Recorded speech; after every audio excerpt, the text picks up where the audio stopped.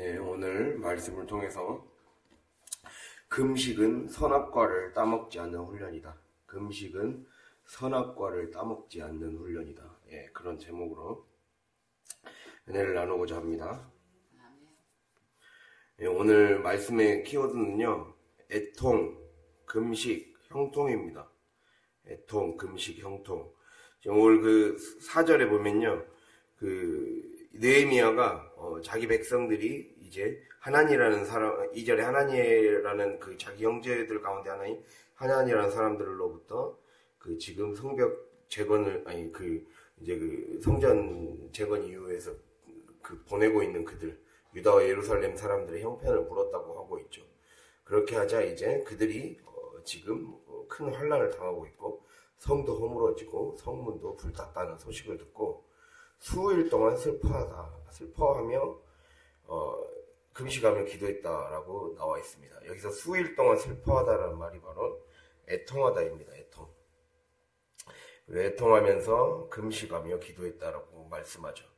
그렇게 이제 그러니까 백성의 죄를 자기 죄같이 여기며 금식하며 기도했고, 그렇게 하자 이제 특별히 이제 11절에 보면 주여 구하오니 귀를 기울이사 종의 기도와 주의 이름을 경외하기를 기뻐하는 종들의 기도를 들으시고 오늘 종이 형통하여 이 사람 앞에서 은혜를 입게 하옵소서 하였나니 그때 내가 왕의 술 관원이 되었느니라 라고 나와 있습니다. 이게 기도를 해서 나를 형통하게 하옵소서 했더니 술 관원이 되었다는 말이 아니라 원래 술 관원이었는데 하나님께 기도를 하고 봤더니 술 관원이 되게 하신 이유가 이것이었구나 라는 것을 깨달았다는 거예요. 그 뒤에 의미를 얘기 드리겠습니다. 어쨌든 이러한 이야기를 통해 주님이 우리에게 지금 말씀하시는 거는 금식은 선악과를 따먹지 않는 훈련이다. 이게 우리에게 무슨 의미를 갖는지를 한번 보겠습니다. 먼저 첫 번째로 애통에 대해서 한번 살펴보겠습니다. 애통은 영적 단절과 상실, 죽음을 불러오는 현실을 보며 슬퍼하며 신음하는 것을 애통이라고 할 수가 있습니다. 뭐라고요? 영적 단절과 상실, 죽음을 불러오는 현실을 슬퍼하며 신음하는 것. 이들이 이 수일 동안 슬퍼하며 했을 때 이 단어는요, 죽음, 어떤 장례식이나 이런 걸 치렀을 때 그때 국가적인 어떤 애도를 할 때 그 애통이에요. 이들이 영적 죽음으로 받아들였어요. 느헤미야는 거룩한 씨가 짓밟히고 찢긴 현실을 가지고 이 현실을 영적 죽음의 현실로 받아들였다는 거예요. 우리가 이 에스라 9장을 저희가 설교할 때 거룩한 자손이라는 표현이 나왔었습니다. 이 거룩한 자손이 바로 거룩한 씨로 뜻할 수도 있다라고 했죠. 그래서 거룩한 씨, 즉 거룩한 씨, 언약의 씨가 말라가고 죽음과 멸절의 위기가 공동체 위에 또 개인과 가정 위에 드리워져 있는 상황을 자기 고통처럼 받아들였다는 거예요. 이게 애통이라는 거예요. 즉 나의 죄뿐만 아니라 공동체의 죄를 자기 죄로 여기며 자기 고통처럼 받아들이고 우는 것. 이러한 모습이 우리 안에 필요하다는 걸 얘기하고 있습니다. 여기서 중요한 키워드는 영적인 단절과 상실. 내 안에 영적으로 단절되어지고 상실되어져 가는 것. 이걸 가지고 아파하는 것. 이게 애통이라는 거예요. 우리가 세상적인 애통과 거룩한 애통은 달라요. 그래요. 세상적인 애통은 뭡니까? 세상에서 누리는 즐거움. 부, 명예, 사람들로부터 받는 인정. 이러한 것을 잃어버렸을 때 사람들은 울죠. 거기서 나타나는 감정적인 슬픔을 사람들은 슬픔이라고 생각해요. 또는 무언가를 가지지 못해서 느끼는 한탄의 눈물을 애통이라고 생각하죠. 그러나 거룩한 애통은 그게 아니라는 거예요. 자기 죄와 공동체의 죄가 주는 무게 때문에 영적 단절을 겪을까봐. 즉 느헤미야는 이렇게 가다가 우리의 거룩한 씨가 말릴까봐 아파한 거예요. 자신의 민족의 미래가 어두워질까봐 아파한 거예요. 그 아픔이 우리에게 필요하다는 거예요. 하나님의 백성들은 그 아픔이 필요하다. 그 애통이 있어야 된다라고 말씀하고 있습니다. 자기 죄와 공동체의 죄가 주는 무게 때문에 느끼는 영적 단절, 이 상실, 이것 때문에 죽을까봐, 영적으로 죽을까봐 두려워하는 거. 이게 있어야 된다는 거예요. 그냥 이론적으로 받아들이지 마시기 바랍니다. 오늘 말씀이 굉장히 중요한 말씀이에요. 죽음의 두려움에서 오는 슬픔, 회개의 눈물이 있었다는 거예요. 왜 우리에게 그러한 애통이 필요할까? 그거를 깨달아야 돼요. 이론이 아니에요. 그냥 들어보다 보면, 인간은 너무나도 쉽게 선악과를 따먹기 때문입니다. 인간은 너무나도 쉽게 선악과를 따먹기 때문에. 왜 영적 죽음이 생겼죠? 선악과를 따먹기 때문에 생겼죠. 선악과를 그럼 이 말이에요. 인간은 너무나도 쉽게 선악과를 따먹는 이 무분별한 모습이 있다는 거. 즉, 너무나도 쉽게 선악과를 따먹는 우리의 무분별을 직면해야 된다는 거예요. 이게 무분별이에요. 너무나도 쉽게 선악과를 따먹는 게 무분별이다. 이걸 직면하는 순간 애통하지 않을래야 않을 수가 없다는 거예요. 여기서 무분별할 때 무가 무슨 뜻일까요? 없다라는 것은 존재하지 않는다는 뜻이 아니에요. 예. 존재하지 않는다는 뜻. 성경이 말하는 없다는 존재하지 않는다는 게 아니라 혼돈이라는 뜻이에요. 혼돈. 이미 애초부터 존재하지 않는 게 없음이잖아요. 우리가 생각하는 없음은. 그게 아니라 혼돈이 무예요. 혼돈이란 말은 질서 없이 마구 뒤섞여 갈피를 잡지 못하는 상태. 그게 혼돈이거든요. 질서 없이 마구 뒤섞여 갈피를 잡지 못하는 상태를 혼돈이라고 해요. 즉 어디가 선인지, 무엇이 선인지, 무엇이 악인지, 내가 이 선을 넘으면 되는지 안 되는지를 모르는 거예요. 내가 이 감정을 가지면 되는지 안 되는지, 이 생각을 하면 되는지 안 되는지, 이 말을 하면 되는지, 나에게 좋은지 안 좋은지를 모르고 그냥 무분별하게 취하는 거죠. 이게 무예요. 이게 무분별이에요. 그래서 우리가 이걸 생각해 볼 수 있습니다. 아까 갈피를 잡지 못한다 했어요. 갈피를 잡지 못한다 했죠. 이걸 한번 설명해 보겠습니다. 먼저 그거 전에 말씀을 한번 찾아보겠습니다. 고린도후서 5장 16절 17절 291페이지.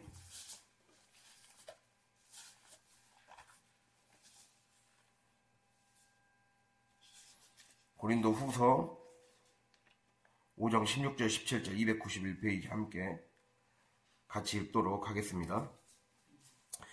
그러므로 우리가 이제부터는 어떤 사람도 육신을 따라 알지 아니하노라. 비록 우리가 그리스도도 육신을 따라 알았으나 이제부터는 그같이 알지 아니하노라. 그런즉 누구든지 그리스도 안에 있으면 새로운 피조물이라. 이전 것은 지나갔으니 보라 새 것이 되었도다. 아멘. 자, 새로운 피조물, 우리를 새로운 피조물이라고 그러죠. 그리스도 안에 있기 때문에. 그리스도를 믿게 된 자들은 새로운 피조물이라는 거예요.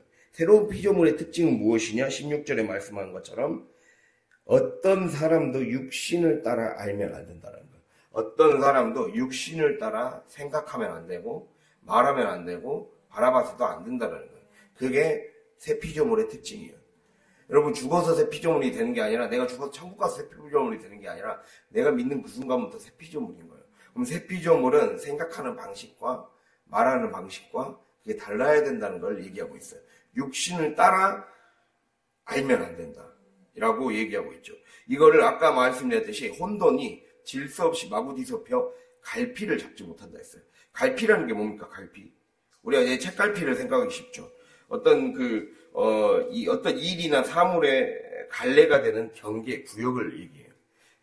책 갈피하면 책의 어떤 페이지의 경계를 나눠줌으로써 딱 여기까지, 이 후부터 있도록 딱 경계를 세워주죠. 자, 갈피를 딱 지어주는 거예요. 내가 새 사람이 되었다는 거는 옛 사람으로 내가 이 선은 넘어가는 옛 사람의 모습을 보이는 거다. 이 갈피를 지어주는 거예요. 나는 이제 새 페이지의 인생을 시작한다. 그러니까 옛 사람의 모습, 옛 사람의 감정, 옛사람의 육신의 모습대로 나와 자녀와 사건과 환경을 말하고 생각하고 느끼고 그런 것들을 바꿔야 된다는 거예요. 그렇게 하지 않으면 문제가 생기고 시험 들게 되고 그런다는 거예요. 그게 당연히 나타나는 반응이라는 거예요. 그래서 그렇게 하지 않으면 자꾸 문제가 생긴다는 거예요. 그걸 깨달아야 됩니다. 여러분의 삶에 바로 적용이 될 수 있기를 바랍니다. 이게 책갈피 비유예요. 즉 새 피조물은 하나님의 스토리를 인생의 스토리를 해석하고 써내려가는 방식 자체가 바뀐 존재라는 거예요. 이해가 됐습니까? 새 피조물은 스토리를 해석하고 쓰는 방식 자체가 이제 바뀌었어요. 이전에 옛 사람일 때는 인생의 스토리가 세상의 어떤 관점에서 바라봐요. 우리 자꾸 세상이 주는 미디어의 관점에서 바라봐요. 세상이 주는 어떤 심리학의 관점에서 바라봐요. 세상이 주는 어떤 그 교육의 관점에서 자꾸 바라보려고 해요. 그게 아니에요. 성경의 관점에서 해석하는 거예요. 뭔 트라우마가 어쨌나니 뭐라니 그게 아니에요. 성경은 우리는 새 피조물은 성경의 관점에서 봐야 돼요. 스토리를 해석하고 쓰는 방식 자체가 바뀐 존재다라는 거예요. 그래서 더 이상 우리는 옛 피조물의 시선이나 방식으로 해석하지 않아야 돼요. 그래서 일종의 경계 설정을 해줘야 돼요. 이 경계 설정이 분별이에요. 경계 설정이 거룩이에요. 경계를 설정해주는 경계선이 거룩이고 경계를 설정해주는 작업이 분별이에요. 딱 나눠주는 거예요. 나 이렇게 행동하면 내 삶에 굳이 불필요한 시험을 불러들이는 행동을 하는 거예요. 그래서 이게 이 영적 단절을 민감하게 느끼는 자가 애통을 하게 된다는 거예요. 이렇게 하면 내가 죽겠구나. 그래서 애통하는 자는 위로를 받는 거예요. 애통하는 자는 복이 있나니 저희가 위로를 받을 것이며, 애통하는 자가 하나님이 주시는 힘을 경험할 수 있고 하나님 주시는 은혜를 더 많이 경험할 수 있다는 뜻입니다. 애통하는 자, 즉 뭐가 나를 영적으로 죽이는 것인지 단절시키는 것인지 상실시키는 것인지에 대한 감각이 예민한 거죠. 그래서 그거에 대한 말을 함부로 하지 않는 것이 딱 발달해 있는 거예요. 영적인 신경계가 열려 있는 거예요. 이게 돼야 된다는 것을 주님이 우리에게 말씀하고 있어요. 그러니까 우리가 오늘 이 느헤미야의 행동을 통해서 느헤미야가 백성의 죄를 그냥 자기는 편하게 샀을 수도 있어요. 자기는 궁전에서 그냥 편한 행정직에 있었던 사람이에요. 그냥 정부 조직에서 그냥 편하게 먹고 살면서 살아갈 수도 있어요. 그러나 백성의 소식 그 하나만 듣고도 자기의 죄로 여기며 안타까워하며 거의 죽은 것이나 다름없는 슬픔을 느끼며 기도했다는 거예요. 그냥 슬픔으로만 끝난 게 아니라 그걸 기도로 승화시켰고, 그걸 자기가 맡고 있는 일이 어쩌면 하나님이 이 모든 상황을 반전시킬 수 있는 역사적 반전의 드라마가 될 수도 있겠구나. 그거를 발견한 사람이었어요. 굉장한 거 아닙니까? 그러니까 내가 바뀌려면 나를 영적으로 죽게 만드는 것, 단절시키게 만드는 것, 잃어버리게 만드는 것, 내가 이런 식으로 행동하고 이런 식으로 해석하고 이런 식으로 자꾸 생각하고 느끼고 이러한 것을 그냥 그대로 방치시키면 다시 또 밀려오게 되는 거예요. 부정한 게 밀려오게 되는 거예요. 딱 항상 선을 쳐줘야 돼요. 경계 설정 작업을 항상 해줘야 된다는 거예요. 그러니까 왜 시험에 빠지겠습니까? 그래서 우리가 분별 작업, 즉 책갈피가 잘 꽂아져 있는지 수시로 점검하라는 거예요. 늘 책갈피를 꽂아놓고 살아야 돼요. 내 페이지는 하나님이 내 페이지를 지금 새로 써내려가고 있어. 옛 페이지의 방식대로 읽고 써내려가는, 내 마음대로 쓰려고 하는 이 교만함부터 내려놔야 된다는 거예요. 이게 교만한 거예요. 내가 자꾸 옛날의 방식대로 생각하고 느끼고 그 말을 하려는 것은 하나님이 써내려가시는 그 이야기의 월권 행위를 하는 거예요. 이런 감각이 열려야 된다는 것을 하나님이 우리에게 지금 말씀하고 있는 거예요. 그럼 왜 시험에 빠지겠습니까? 경계를 모르기 때문에 시험에 빠지는 거예요. 딱 생각을 해봐요. 경계를 모르기 때문에, 거룩의 경계를 모르기 때문에 시험에 빠질 일이 없는 거예요. 내가 영적으로 정말 예민하고 무엇이 나를 죽이는 건지 안 죽이는 것인지에 대한 이 특출난 감각이 있는 사람은 시험에 빠질 리가 없죠. 늘 전장에 있는 것을 알기 때문에. 전장에 있는 사람이 어떻게 시험에 빠집니까? 늘 전투에 참여하는 사람이 거기에서 자기 감정이 힘들다고 전쟁 안 해버리면 바로 적의 화살에 맞아버리는데, 그게 아니잖아요. 적의 총알에 맞아버리는데, 뭐가 위험하고 뭐가 안전한지를, 안전지대와 위험지대를 본능적으로 아는데, 그런 생각에 빠지겠습니까? 빠질 수가 없는 거예요. 그러니까 이게 열려야 되는 거예요. 영적인 사람은 이게 열려야 되는 거예요. 하나님이 이러한 삶의 구조로 우리를 안내하시는 거예요. 에스라를 통해서 영성 형성에 대해서 말씀드렸잖아요. 내가 영적인 사람으로 바뀌어져 가는 거예요. 그게 열려져 가는 거예요. 그 감각이 열려져 가는 그 순간을 이 느헤미야를 통해 우리가 배워야 됩니다. 그것을 주님이 우리에게 말씀하고 있어요. 왜 시험에 빠지는가? 경계를 모르기 때문이다. 선을 넘는지 안 넘는지조차 인지를 못한다는 거예요. 자기가 내가 이게 죽는 것인지 사는 것인지를 인지조차 못하기 때문에 시험에 빠지는 거예요. 진짜 잘 생각해 보세요. 제 말 듣고 나니까 이해가 되죠. 그러니까 그래서 이게 혼돈이에요. 이게 무분별이에요. 무분별이 우리 삶에서 떠나가야 됩니다. 이 분별이 회복될 때, 그래서 무분별의 실패가 지속되는 것은 바로 이 실패가 지속되는 것을 끊는 첫 번째 비결이 바로 애통이라는 거예요. 슬퍼하는 거, 회개하는 거. 회개에서부터 시작해야 돼. 나의 죄, 공동체의 죄. 그거를 모두가 자기의 죄로 여기고, 죄에 대한 하나님 죄를 더 디테일하고 더 세밀하게, 나를 죽음으로 불러오는 말과 행동들을 알아차릴 수 있는 눈을, 알아차릴 수 있는 귀를 허락하여 주십시오. 이게 우리의 삶에 열려야 한다는 것을 반드시 기억할 수 있기를 바랍니다. 이렇게 경계 설정을 잘 함으로써 우리가 승리할 수 있기를 바랍니다. 그래서 우리가 왜 예배를 드립니까? 무분별하니까 예배를 드리는 거예요. 무분별하니까 옛사람의 시절에 먹었던 선악과를 또 따먹고 있는 거죠. 그거를 따먹지 않게 하기 위해 분별 작업을 딱 해주는 거예요. 예배를 통해서. 우리가 예배를 통해서, 나눔을 통해서, 그리고 권면의 시간을 통해서, 와, 내가 무분별한 행동을 했네. 그걸 깨닫는 거죠. 어떻게 하면 분별할 수 있을까를 다시 기도를 통해 회복하는 거예요. 그래서 우리가 그 다음 단계로 넘어갈 수가 있습니다. 금식. 그럼 금식은 무엇인가? 금식. 왜 애통과 금식이 중요한가? 왜 애통과 금식이 중요하겠습니까? 바로 선악과를 개걸스럽게 입에 자꾸 대려고 하는 우리의 습성 때문이에요.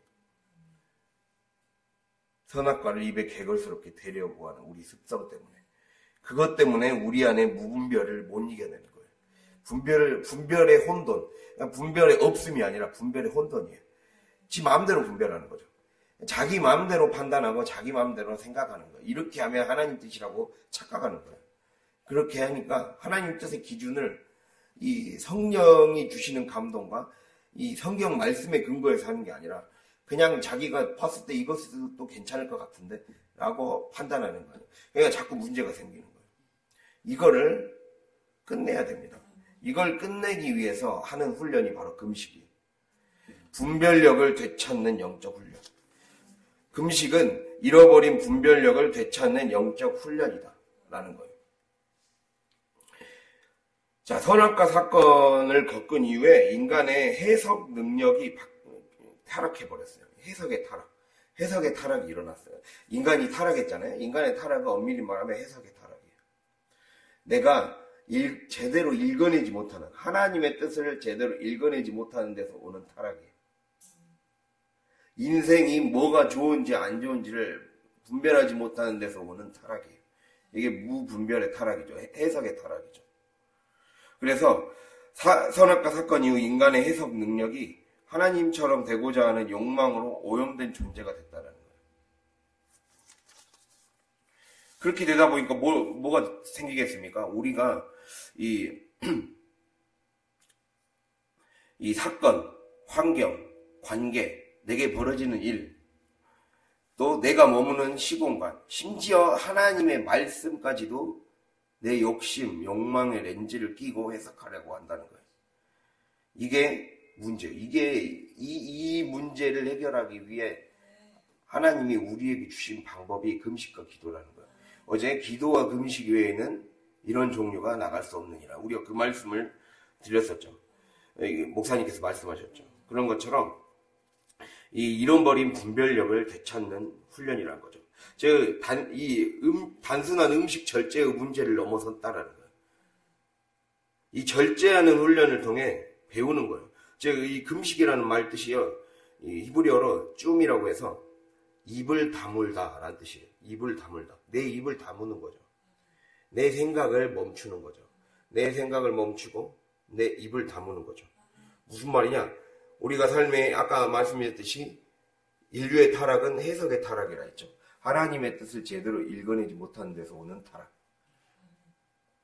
하나님이 하와가 너가 그렇게 하면 하나님처럼 될까봐 이 선악과를 먹지 말라고 했다. 해석의 타락을 부추겼죠. 그걸 본인이 선택했어요. 뱀이 꼬드김을 본인이 선택한 거예요. 본인이 그렇게 해석한 거예요. 그걸 얘기하는 거예요. 본인이 그렇게 해석의 타락으로 이어지는 이 욕망의 회로를 차단하는 훈련이에요. 욕망의 회로를 차단하는 훈련. 내 본능적으로 무분별한 행동을 하게 만드는, 무분별한 선택을 하게 만드는, 무분별한 생각을 하게 만드는 회로를 차단하는 훈련. 회로를 끊는 훈련. 이게 바로 금식이라는 거예요. 끊어내는 거예요. 음식을 끊는 그 훈련, 미디어를 끊는 훈련, 그러한 것을 외적으로 우리가 훈련하잖아요. 결국 그 본질은 내가 하나님의 것으로 채우기 위해 나의 말을 끊겠습니다. 나의 생각을 끊겠습니다.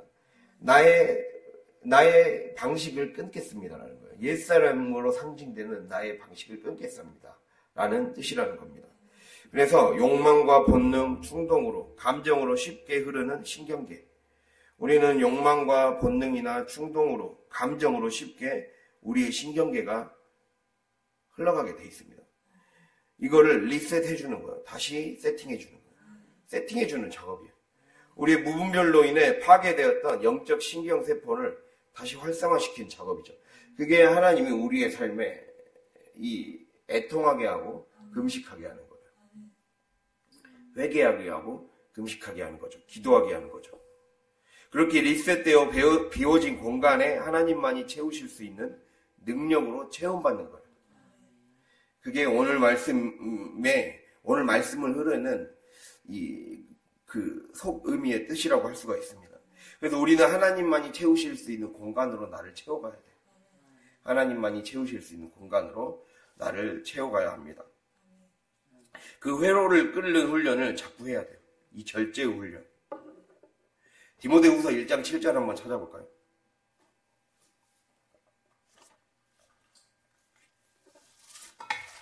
디모데후서 1장 7절.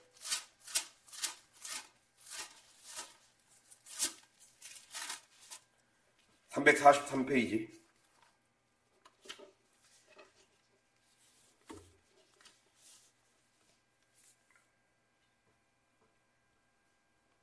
1장 7절 함께 읽겠습니다.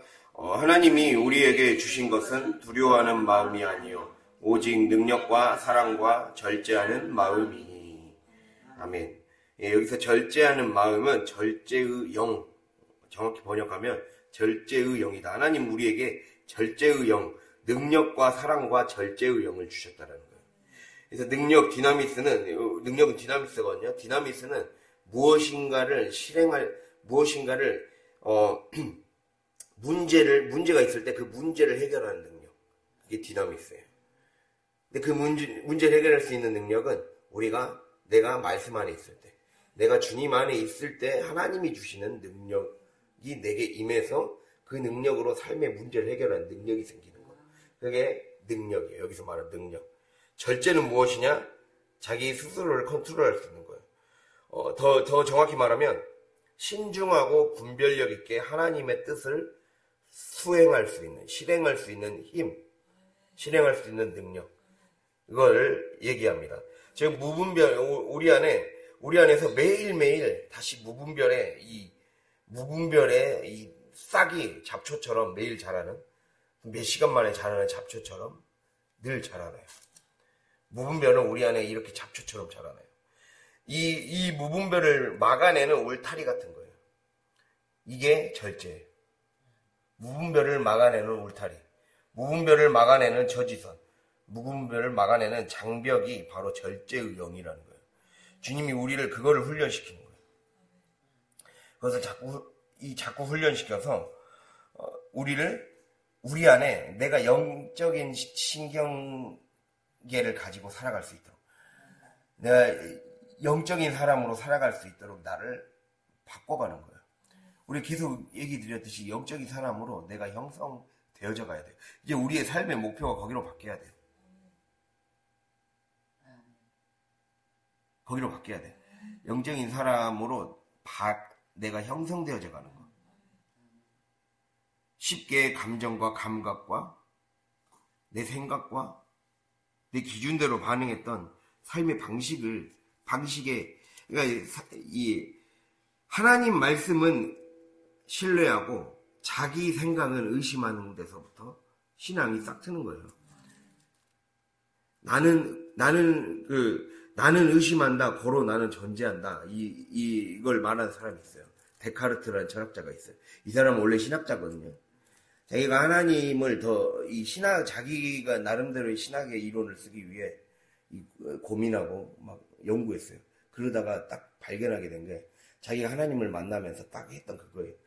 나는 의심한다, 고로 나는 존재한다. 인간은 끊임없이 의심해서 남는 게 하나님밖에 없다는 걸 깨닫는 거예요. 인간은 그거를 깨달아서 자기가 남긴 책이 바로 데카르트가 방법서설이라는 철학책을 남겼어요. 그게 사람은 그렇게 우리의 생각을 의심할 줄 알아야 돼요. 내 생각이 잘못된 거구나라는 전제를 깔고 가야 돼요. 하나님은 절대적으로 옳고 우리는 잘못되었다라는 인식을 늘 갖고 살아야 돼요. 그럼 내가 이렇게 행동하는 게 맞을까에 대한 늘 그 마음이 늘 있어야 돼. 그 불편함이 항상 있어야 돼. 영적인 불편함이 있어야 돼요. 그냥 뱉어놓고 불편해하지 말고 뱉기 전에서부터 불편해야 돼요. 그게 되지 않으니까 늘 후회를 하는 거죠. 그래서 그거를 회로를 차단하는 훈련을 해야 된다라는 말을 지금 하는 거예요. 우리에게 이 절제의 영이 임해야 된다라는 거죠. 쉽게 말하면 절제의 훈련이 되어서 내가 거기에 본능으로 반응했고 욕망으로 반응했고 감정으로 반응했던 그 회로를 의도적으로 차단하는 훈련이 있어야 된다는 거예요. 그거를 우리에게 지금 말씀해주고 있습니다.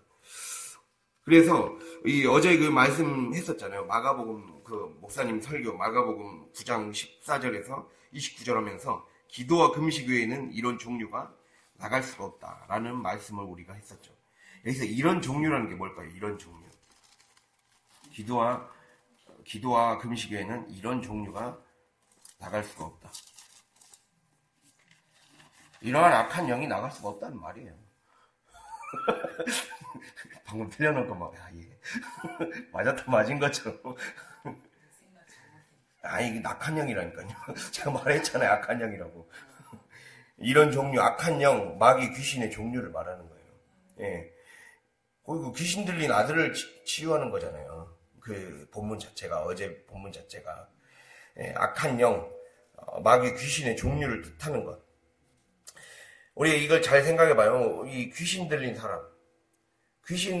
성경에서 귀신이 들린다는 거는 가장 최고로 거룩의 반대예요. 거룩의 가장 반대의 극단에 있는 것이 귀신 들린 사람이에요. 귀신 들린 사람, 그리고 악한 영에 사로잡혀서 살아가는 사람. 이러한 사람들이 가장 극단에 있는 사람들이죠. 즉, 무분별의 극단 때문에 생겨난 일이에요. 그 사람의 삶이 혹은 이 가족에 의해서 흘러나오는 어떤 가족의 이 죄 때문에, 그러한 죄 때문에, 그것이 들어간 거죠. 근데 그게 가장 극단적인, 부정의 극단, 무분별의 극단이 그들 삶에 나타난 거죠. 근데 우리가 이 애통과 금식, 기도와 금식에는 이런 유가 나갈 수 없다. 애통과 금식에는 이런 유가 나갈 수 없다라고 했을 때, 한번 생각해 봐야 됩니다. 우리를 영원한 죽음으로 끌고 가는 악한 영, 마귀에게 농락당하고 고통당하는 영혼을 향한 슬픔, 이거를 내 죄로 여기며 우는 회개가 먼저 있어야 되는 거예요. 우리가 세상으로 가서 내가 맡은 일을 하는 거, 그리고 전도를 하는 거, 이것은 가장 극단에 있는 사람들을 건져내는 것과 똑같은 거예요. 가장 극단에 있는 사람들을 건져내는 거예요. 내가 영혼을 전도하는 일을 하려면 애통하는 마음이 있어야 돼요. 애통하는 마음. 즉 분별력을 마비시켜서 강력하고 위협적인 영적인 혼돈으로 몰고 갔던 것, 이것들을 분별해 줘야 되는 거죠. 즉 분명하게 분별해서 쫓아내야 될 귀신들, 그리고 그 귀신들에게 농락당하여 죽어가던 영혼을 참 분별해서 끄집어내주는 작업이었어요. 예수님께서 이런 기도와 금식 외에는 이런 종류가 나갈 수 없다, 이 말은 이거는 제대로 분별해서 딱 끄집어내줄 것만 끄집어내줘야 된다는 거죠. 오늘 잘 생각을 해보세요. 제대로 내가 분별의 훈련이 돼 있지 않고, 내가 기도의 훈련이 돼 있지 않고, 이게 돼 있지 않은 상태에서 인간이 기본적으로 욕망과 본능과 내 감정으로 흐르게 돼 있어요. 근데 그게 정리가 되지 않은 상태에서 가서 제자들이 귀신을 쫓아내려고 간 거예요. 정리가 되지 않은 상태에서. 즉 귀신을 쫓아내야 되는데 오히려 거기서 나온 장면이 뭐가 나옵니까? 오히려 더 심해졌다 했잖아요. 오히려 더 거품을 물고 오히려 더 심해졌다 했어요. 그러니까 그게 왜 그런 일이 생기겠습니까? 영적 죽음, 아까 말씀했듯이 애통은 뭐에서 생겨난다 했죠? 무엇이 영적 상실, 영적 단절, 영적 죽음을 몰고 가는 것들에 대해서 이 자기 고통으로 여기며 아파하는 마음. 자기 고통으로 여기며 아파하는 마음. 그 아파하는 마음이 왜 생기겠어요? 무분별하게 살다가 이렇게 된 거니까. 이스라엘 백성들이 무분별하게 살다가 저렇게 된 거예요. 에스라 9장에서 말씀드렸잖아요. 이방 여인과 혼인했다고. 이방 여인과 혼인함으로 인해 그들이 거룩을 잃어버렸다고. 그 거룩을 잃어버렸던 그들의 삶에 그 배경이 담겨 있어요. 거룩을 잃어버렸고 혼합주의 신앙을 살아갔던 그들의 배경이 담겨 있어요. 결국에는 삶의 영적인 싸움에서 분별력 있게 딱 쳐내지 못해서 싸움에서 이겨내지 못했기 때문에 그들이 환난을 당했고 부끄러움을 당했고 능욕을 당했다는 거예요. 그것에 대한 아픔이거든요. 그것에 대한 아파하는 마음. 그래서 이렇게 살면 죽는 것인데 라는 그런 아파하는 마음. 그게 있었단 말이에요. 귀신을 쫓아낼 때도 마찬가지겠죠. 죽어가는 영혼이에요. 죽어가는 영혼. 이 분명하게 분별해서 쫓아내야 될 귀신들과 그 귀신들에게 농락당해서 죽어가던 영혼을 잘 구별해줘서 끄집어내줘야 돼요. 그러한 것을 위해서는 오로지 기도와 금식 외에는 이게 작업이 되지 않는다라는 것을 주님이 우리에게 말씀하고 있는 거죠. 즉, 내 영적 상태가 온통 잡동사니와 잡탕으로 가득 차 있으면 내 안과 밖, 영혼 안에 있는 옛사람, 마귀를 갈피를 잡아줄 수 없다는 거예요. 우리 항상 갈피를 잡아줘야 된다고 했잖아, 아까. 항상 갈피를 잡아줘야 돼요. 언제든지, 마치 그 파도가 육지로 점점 넘어와서 이 쓰나미를 일으키려고 하는 것 같이 계속 그냥 이게 만약에 욥기 38장 보면 하나님이 너 여기까지만 파도 차라 라고 경계를 정해줬기 때문에 파도가 더 이상 넘어오지 못하겠다. 그 구절이 있습니다. 38장에 보면 넌 여기까지만 파도를 차라. 우리 삶에 만약에 파도가 그냥 끝없이 친다고 생각해봐요. 바다의 파도가. 그러면 이게 그냥 막 쉴 새 없이 밀물만 들어온다고 했을 때 거기에 있는 사람들은 어떻게 살겠습니까? 바닷가에 있는 사람들은. 우리의 삶에 마찬가지예요. 내가 경계를 딱 지어줘야 돼요. 하나님이 지구의 바다와 육지의 경계를 지어줘서 바다의 파도물이 못 넘어오게 막아줬듯이, 그래서 적절하게 딱 썰물과 밀물을 하나님이 설정해줬듯이 내가 딱 밀려오지 못하도록, 내 삶의 혼돈이 밀려오지 못하도록 딱 쳐줘야 돼요. 그 갈피를 늘 잡아줘야 돼요. 옛사람과 마귀를 잡아줘야 돼요. 내 영혼 안에 있는 옛사람과 그리고 옛사람대로 살도록 다시 부추기는 마귀를 갈피 잡아줘야 돼요. 너 여기 넘어오지 말아라 라고 분명하게 쳐줘야 돼요. 이게 되려면 영적 긴장과 각성 상태가 늘 되어 있어야 된다는 거예요. 이 신경이 우리가 열려 있어야 된다는 겁니다. 매일 말씀, 즉 매일 말씀인 것과 내 생각인 것, 감정과 하나님의 뜻, 옛사람의 거짓자와 새사람의 참 예수님 닮은 모습, 이거를 딱 갈피를 잡아줘야 돼요. 그래서 갈피를 잡아줘서 내가 새로운 페이지에서부터 인생을 지금 써내려가고 있는데 자꾸 섞어서 쓰려고 하지 말라는 거예요.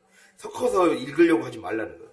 옛 방식대로 읽으려고 하면 계속 문제가 생길 것이다 라고 주님이 우리에게 지금 말씀을 해주고 있다는 거예요. 그래서 그렇게 해야 무분별이 판치는 시대에, 이 시대는 그런 시대예요. 혼돈, 아까 무질서는 무분별은 분별이 혼돈을 일으킨 거라 했잖아요. 혼돈 자체가 바벨론이란 말이 혼돈이란 말이에요. 그러니까 이 세상은 선악과를 아주 무한대로 양산해내는 공장이에요. 이 세상은 선악과를 무한대로 양산해내는 공장이에요, 공장. 그래서 자꾸 그것을 먹으려고 그래요, 사람들. 세상이 자꾸 그걸 자극해요. 세상이 자꾸 그 생각이 정상적인 것들로 착각하게 만들어요. 내가 이런 경험을 했기 때문에 이런 감정을 느끼는 게 당연하지 않냐라고 생각하게 만들어요. 내가 시험 들었던 그 경로를 따져보세요. 그렇게 생각하는 게 당연합니까? 아니라니까요. 내가 그렇게 시험 드는 게 당연한 거예요. 빠져들어가 보면 무분별을 양산해내는 선악과를, 이 선악과 공장에서 양산해낸, 마귀가 생산해낸 선악과를 자기가 따먹은 거예요. 내가 그거를 그냥 이렇게 안 할 수 있는 거예요. 하나님은 예수를 믿으면 모든 것이 합력하여 선을 이룬다 했을 때 그 모든 것은 과거, 현재, 미래예요. 내 과거도 새로운 스토리로 바꿔줄 수 있다는 거예요. 과거도 전혀 새로운 해석으로 바꿔줄 수 있다는 거예요. 자녀가, 그리고 내 주변 가족이, 그리고 내가 겪었던 어떤 상처가, 자녀가 겪었던 상처, 이런 것들이 하나님을 만나면, 하나님을 만난 사람, 내가 새 피조물이 된 이상 해석을 다르게 바꿔야 돼요. 해석을 다르게 바꿔야 돼요. 그래야 삶의 역사가 일어나는 거예요. 해석을 다르게 바꿔야 내 삶의 문제가 해결되는 거예요. 거기서부터 시작되는 거예요. 왜냐, 페이지가 이제 바뀌었어요. 해석하는 방식이 바뀌었어요. 말하는 방식이 바뀌었어요. 다른 나라로 옮겨왔기 때문에. 왜 영어권 국가 와서 한국어 아직도 쓰고 있냐는 거예요. 그러면 전혀 인생을 살 수가 없어요. 그러니까 자꾸 삐걱거리는 거죠. 그것을 주님이 우리에게 지금 말씀해 주고 있습니다. 그래서 분별을 되찾기 위한 훈련을 해야 된다. 늘 영적인 긴장을 통해서 나를 마귀가 내 삶을 끌고 가서 난도질하지 못하게 딱 늘 갈피를 잡아줘야 된다라는 거죠. 그리고 세 번째, 형통입니다. 형통. 이 형통은 애통과 금식을 통과한 자가 얻게 되는 거예요. 형통이라는 말의 뜻은 원래는 장애물을 관통할 때 열리는 길. 이게 형통이에요. 이 형통이란 말 뜻에는 관통하여 전진해 나가다라는 뜻이 있어요. 형통의 원래 뜻은 찰라흐, 이브리어로 찰라흐라고 해서 관통해서 전진해 나가다. 뭔가를 관통한다는 것은 뚫는다는 거죠. 뚫는다는 것은 앞에 뭐가 있다는 거예요? 장애물이 있다는 거예요. 산과 같은 문제가 있다는 거예요. 그것을 관통해서 내가 관통해서 나아갔을 때 얻게 되는 그 열리는 길이 형통인 거예요. 하나님, 나를 형통케 해주십시오 라는 것은 내가 삶의 문제를 주님이 주시는 힘을 의지해서 내가 삶에서 이 무분별을 없애는 그 작업을 통해 열려가는 거예요. 장애물이 뭐겠어요? 뭐가 장애물이겠어요? 내 무분별이 장애물이에요. 내 무분별이 장애물이에요. 하나님, 이 문제 해결해 주십시오. 이 문제를 문제로 바라보지 않는 그 눈부터 바꿔야 돼요. 그래야 하나님이 역사하세요. 문제가 아니에요. 자녀의 문제는 문제가 아니에요. 내 삶에 나타나는 상황과 사건은 문제가 아니에요. 하나님이 내 삶을 교육시키기 위한 교보제요, 교보제. 이게 깨달아져야 돼요. 그러면 하나님이 일하시기 시작한다는 거예요. 그래서 장애물을 관통할 때 열리는 길이 바로 형통입니다. 그래서 형통의 의미는 막힌 것을 관통하고 앞으로 전진하여 뚫고 나가는 것을 뜻해요. 그래서 장애물이 이미 전제되어 있다는 거예요. 내 앞을 가로막고 있던 무분별, 혼돈, 죄라는 장애물을 뚫고 지나갈 때 열리는 은혜의 길. 그래서 오늘 느헤미야 11절 말씀 보면 오늘 이 기도를 들으시고 11절 끝에 오늘 종이 형통하여 이 사람 앞에서 은혜를 입게 하였어서 하였나니 이렇게 기도를 끝내고 나니까 그때에 내가 왕의 술 관원이 되었느니라. 이 말은 내가 형통하게 해주십시오 라고 했더니 내가 애통과 금식을 통해 내 삶의 문제를 뚫고 이 문제를 해결할 수 있는 분별의 눈이 열렸더니 하나님이 이미 내가 술 관원이 된 것이 하나님이 내 삶의 길을 열기 위해 백성을 살리는 길을 열기 위해 내게 이미 마련해 놓으신 길이었구나. 그 분별이 안 됐던 늘 슬퍼하고 그냥 문제가 생겨서 기도했던 건데 그 문제를 가지고 기도했을 때 열리게 되어서 눈이 열리게 된 거죠. 눈이 열리게 되니까 이제 길이 열리게 되는 거예요. 그래서 애통과 금식은 한마디로 형통의 은혜를 받게 해주는 거라는 거예요. 애통은 아까 말씀했듯이 애통은 영적 죽음과 단절의 근본 원인인 내 삶의 경계선이 무너져 버렸기 때문에 무너진 경계선을 슬퍼하는 마음, 이 마음이 회복된 거예요. 그리고 금식은 뭡니까? 내 욕망으로 향하는 회로를 차단시키는 거죠. 그래서 분별의 눈을 열게 만들어주죠. 분별의 눈을 열게 만들어주니까 이제 경계선이 회복되고 분별의 눈이 열리니까 막혀 있었던 것 같은 현실이 사실은 열린 길이었다는 걸 깨닫게 되는 거예요. 자녀들이 이런 인생을 겪었던 것이 막혔던 거라고 생각했어요. 우리가 지금까지 봤을 때는. 그런데 하나님을 만나고 내가 기도로 뚫고 나가면 이게 길이구나라는 걸 깨닫게 되는 거예요. 이게 돼야 돼요. 이미 망가져 버렸다가 아니에요. 말씀드렸잖아요. 모든 것이 합력하여 선을 이룬다. 그래서 그 길이었다는 것을 알게 되고 몸이 건조하고 의미 없던 심지어 슬픔의 과거가 비전의 순간이 되는 거예요. 비전, 하나님이 보여주시는 비전의 순간이 되는 거예요. 술관원, 평범한 술관원이라는 그냥 철밥통이 하나님의 미래, 새 미래를 여는 성벽을 재건하게 하는 그 리더로 세우게 하는 비전으로 바꾸게 되는 순간이잖아요. 성벽 재건의 리더로 세우셨잖아요. 느헤미야는. 술관원이었어요. 그냥 왕의 음식에 왕이 마시는 술에 독이 있는가 없는가를 검사하는 역할을 밖에 안 했어요. 그냥 그랬는데 그 자리를 통해서 하나님이 여시는 길을 발견하게 된 거예요. 이게 우리 안에 있어야 돼요. 내 안에 기도하게 되면 길이 보이는 거예요. 그래서 재해석이 되는 거죠. 술관원 자리가 재해석이 되는 거예요. 평범한 행정직이 애통과 금식으로 막힌 곳을 뚫자 무분별이라는 장애물이 사라지고 하나님이 예비하신 영향력의 자리였다는 게 깨달아지는 거예요. 술관원은 하나님이 예비하신 최고의 영향력의 자리였구나. 그게 깨달아지는 거예요. 그래서 형통은 환경이 변화되는 게 아닙니다. 해석이 변화되는 거예요. 해석이 변화되는 거고 해석이 새로워지는 자예요. 그렇게 되면 하나님이 이미 열어놓으셨던 것을 보게 된다는 거예요. 그래서 오늘 말씀의 결론은 이겁니다. 내 안에 무분별이 장애물이다. 분별하지 못하고 그냥 내 마음대로 살아가는 그 방식 자체가 장애물이다. 그거를 없애는 훈련을 하기 위해 우리가 기도하는 것이고 우리가 회개하는 것이고 우리가 말씀으로 늘 붙잡고 살아가는 거예요. 우리가 이 절제의 훈련을 통해 그걸 위해서 우리에게 필요한 게 절제의 훈련이 필요하다는 거예요.